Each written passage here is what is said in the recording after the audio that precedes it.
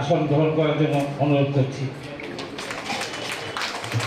আজকে ত্রিপুরা মনিটরিং কমিটির উদ্যোগে বাজারঘাটের নবনির্বাচিত বিধায়িকা শ্রীমতী বীণা রানী সরকারকে এখানকে তাদের অন্তর্ভুক্ত যে অঙ্গনওয়াড়ি যারা আছেন তারা সম্বোধিত করবেন ওনাকে।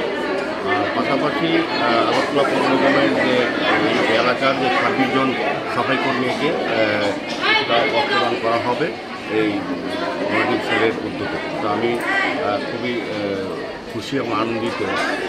দীর্ঘদিন বাদে আমি বলবো যে এই বাজারঘাট অঞ্চলে এমন জনপ্রিয় প্রার্থী নির্বাচিত যিনি বিজেপির প্রার্থী ছিলেন আমাদের আগরতলা পৌর নিগমে আমার সাথী বীণা সরকার, এই এলাকার মানুষ অত্যন্ত খুশি এবং ওনার পরিবারের যে অবদান এই বাজারঘাট অঞ্চলের উন্নয়নের ক্ষেত্রে আগেও ছিল।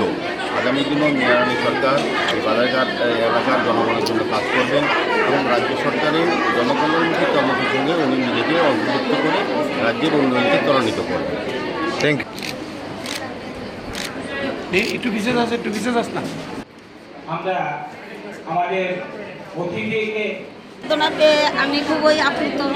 এখানে আমার মেয়র স্যার সকলের প্রিয় আমাদের এমসি উনি আমার বাড়িতে সকালে গিয়েছেন এবং উনি আমাকে অভিনন্দন জানিয়েছেন। ওনার সহযোগিতা আমি 1 বছর 6 মাস হয়েছে যে কাজ করেছি আমি হৃদয়ের অন্তঃস্থল থেকে আমি ওনাকে ধন্যবাদ জানাচ্ছি।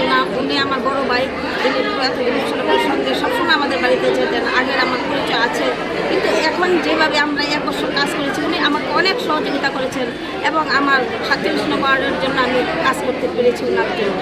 আর এখন আমি এখন বিদায়িকা হিসেবে সবার আশীর্বাদ আমার কাছে আছে, আমার মেয়র স্যারের আশীর্বাদ আছে, আমাদের যে কর্পোরেটর আছে ওনাদের আশীর্বাদে আজকে আমি এখানে পৌঁছেছি। আমি আনন্দ। কীরকম লাগছে কর্পোরেটর থেকে বিদায়িকা? এটা তো একটু অন্যরকম লাগবে, কিন্তু আমি এখনও আমার অনুভূতিটা সেভাবে হয়নি। কারণ আমি যখন জয়ী হয়েছি বিরোধীরা এখনও আমাদের ছেলেদের উপর, আমাদের কর্মীদের উপর এখনও ওরা জোরপূর্বক আমাদের পশুবিনা একটা বৈষ্ণব জেলা 2 জন আমাদের কর্মী মার খেয়েছে। তাই আমি ওনাদের দেখতে গিয়েছি। এখন একটু 5-6 দিন একটু অসুবিধা থাকবে, তারপর আমি ঠিকভাবে অনুভূতিটা পাবো।